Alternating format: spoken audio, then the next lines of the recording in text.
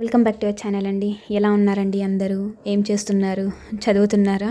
ఈ వీడియోని మాత్రం చివరి వరకు చూడండి. కొన్ని విషయాలు నేను మీతో షేర్ చేయాలి. యాక్చువల్లీ ఈరోజు మార్నింగ్ అయితే చాలా బిజీగా ఉండే. ఇంకా పొద్దున్నే లేచి నార్మల్గా అయితే పిల్లల్ని స్కూల్కి పంపించేసి వచ్చిన తర్వాత స్నానం, పూజ అవన్నీ అయిపోయిన తర్వాత ప్రిపరేషన్ స్టార్ట్ చేస్తాను. కానీ ఈరోజు యాక్చువల్లీ మేము మొన్న తిరుపతికి వెళ్ళొచ్చామని చెప్పేసి అన్నాను కదా, ప్రసాదం చెల్లి వాళ్ళకి ఇవ్వలేదు.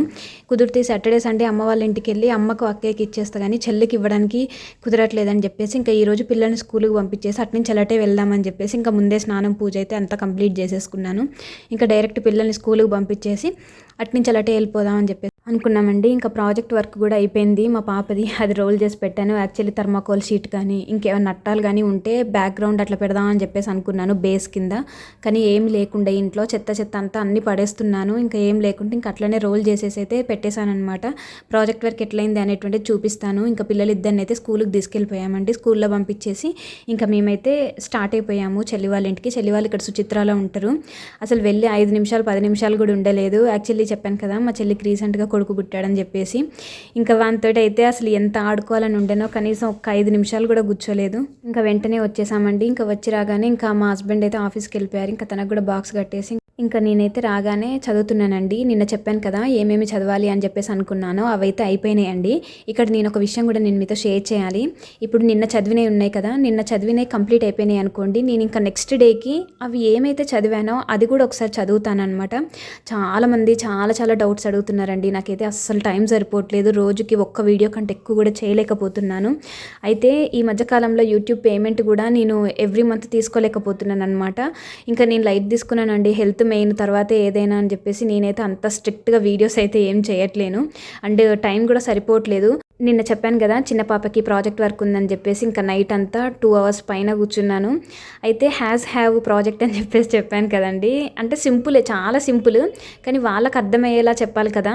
అంటే ఒక డ్రాయింగ్ షీట్ మీదనే మొత్తం అన్ని గీసేద్దామని అనుకున్నాను, కానీ ఇంకా వాళ్ళ టీచర్ చెప్పేశారనమాట, అలా కాదు మ్యామ్, అక్కడే క్వశ్చన్ అక్కడే ఆన్సర్ ఉంటే కాదు, మీరు అంటే he she it I we you they ఇవన్నీ సపరేట్గా రాసేయండి, అది మాత్రము ఎక్కడ పెట్టాలి అనేటువంటిది పిల్లలు ఐడెంటిఫై చేయాలి అని చెప్పేసి అన్నారు. ఇంకా నా దగ్గర ఏమీ లేకుండానండి, కేవలం డ్రాయింగ్ షీట్ మాత్రమే ఉండే.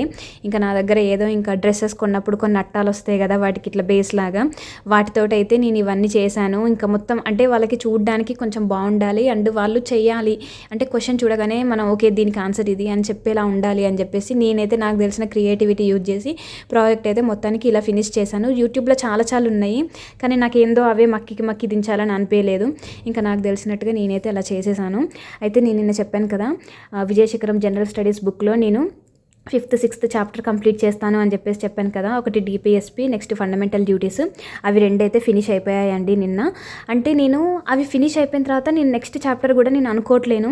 ఎందుకంటే ఇంకా ఏదైతే అనుకున్నానో అది కంప్లీట్ చేసేసుకుందాము, టైం దొరికినా కూడా ఇంకా నేను ఎక్స్ట్రా అయితే ఏం చదవట్లేను.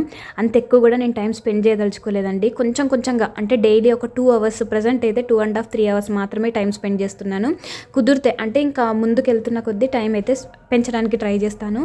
దాంతోపాటు నేను NCERT class 11th Indian constitution network ఉంది కదా, సో అందులో కూడా నేను ఏదైతే చదువుతాను అని చెప్పేసి చెప్పానో అది కూడా కంప్లీట్ చేశాను. అదే ఇంక ఎక్కువ టైం పట్టింది, ఎన్సీఆర్టీ చదవడమే ఎక్కువ టైం పట్టింది అనమాట. 4th చాప్టర్ ఎగ్జిక్యూటివ్ అండి, అదైతే నేను కంప్లీట్ చేశాను మొత్తానికి. ఇంకా నెక్స్ట్ వచ్చేసి ఇక జనరల్ స్టడీస్లో నేనేమనుకున్నానంటే ఈ విజయశిఖరం టెక్స్ట్ బుక్లోని విజయశిఖరం జనరల్ స్టడీస్ బుక్లోనే 7th chapter supreme court landmark judgements, ఇవి 42 దాకా ఉన్నాయన్నమాట. ఇది కొంచెం టైం పట్టేలా ఉంది. ఒక్కొక్కటి ఇందులో నాకు తెలియని కేసులే ఎక్కువ ఉన్నాయి అనమాట, తెలియని జడ్జిమెంట్స్ ఎక్కువ ఉన్నాయి. కొన్ని మాత్రమే తెలుసు, ఇంకా కొన్ని తెలియదు. సో ఇది చదవడానికి మేబీ కొంచెం టైం అయితే ఎక్కువ పడుతుంది. కాబట్టి నేను ఎన్సీఆర్టీ ఫస్ట్ చదువుదామని చెప్పేసి అయితే అనుకున్నాను. ఈ చాప్టర్ కింద ఒక కొటేషన్ ఉందండి, భలే అనిపించింది అనమాట, బాగుంది. ఇన్ కేస్ మీ దగ్గర కూడా టెక్స్ట్ బుక్ అదే ఈ జనరల్ స్టడీస్ విజయశిఖరం బుక్ ఉంటే చూడండి, ఇది బాగుందనమాట. ఎల్బర్ట్ హబ్బర్డ్ రాశారనమాట. 1 machine can do the work of 50 ordinary men, but no machine can do the work of 1 extraordinary man అని ఉందనమాట. భలే అనిపించింది నాకు. సో ఇంకా అది ఫస్ట్ అయితే నేను ఎన్సీఆర్టీ అది చదువుదాము అని చెప్పేసి అనుకున్నాను. ఎన్సీఆర్టీలో 5th చాప్టర్ వచ్చేసి లెజిస్లేచర్ అండి, అది 20 pages ఉంది. పర్వాలేదులే, ఈ ల్యాండ్మార్క్ జడ్జిమెంట్స్ తర్వాత చదువుదాము, ఫస్ట్ అయితే ఇది లెజిస్లేచర్ చదువుదామని చెప్పేసి అనుకున్నాను. నాకు తెలిసి ఇది కొంచెం ఎక్కువనే టైం పడుతుంది.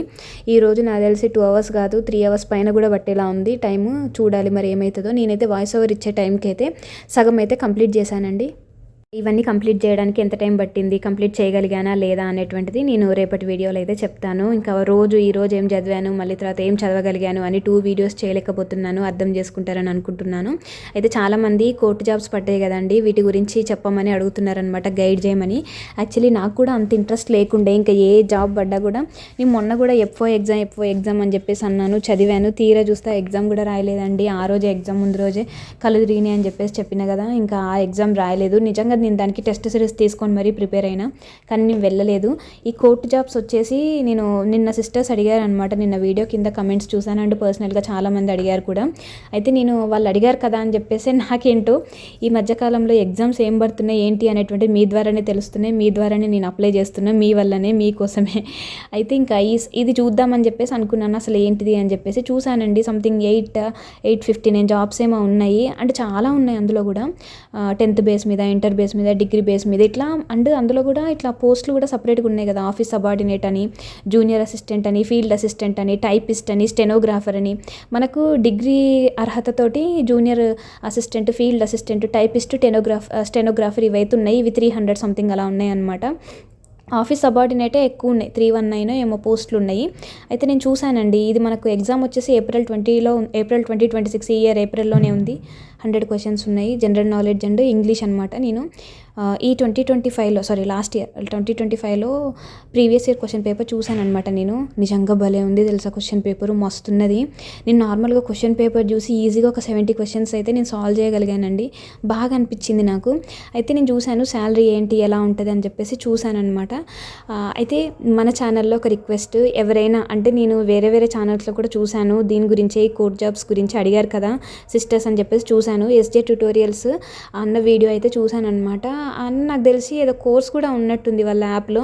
ఇన్ కేస్ ఎవరైనా జాబ్ ఒకవేళ అప్లై చేయాలని అనుకుంటే చూడండి. నేను కూడా ఇందాకే చూశాను వీడియో అన్న ఛానల్లో. ఓకే కోర్స్ ఉందా వీళ్ళది అని చెప్పేసి అనుకున్నాను.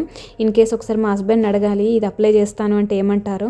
ఇన్ కేస్ అప్లై చేస్తే మాత్రం నేను కూడా ఇంకా అట్లాంటిది ఏదో ఒక 2-3 కోర్సులు తీసుకొని ట్రై చేస్తాను. అంటే ఈజీగా ఉందండి క్వశ్చన్ పేపర్, చాలా ఈజీగా ఉందన్నమాట. నేను అనుకోలేదు ఇంత ఈజీగా ఉంటుందని చెప్పేసి. అంటే ఏమో ఈసారి ఎట్లా వస్తుందో చెప్పలేం కదా. నేను ఆ వీడియో కిందనే, ఆ ఛానల్లో ఆ వీడియో కింద కమెంట్స్ చూశాను. 2025 నోటిఫికేషన్లో అంటే అప్పుడు క్లియర్ చేసిన వాళ్ళు కమెంట్స్ చేశారనమాట.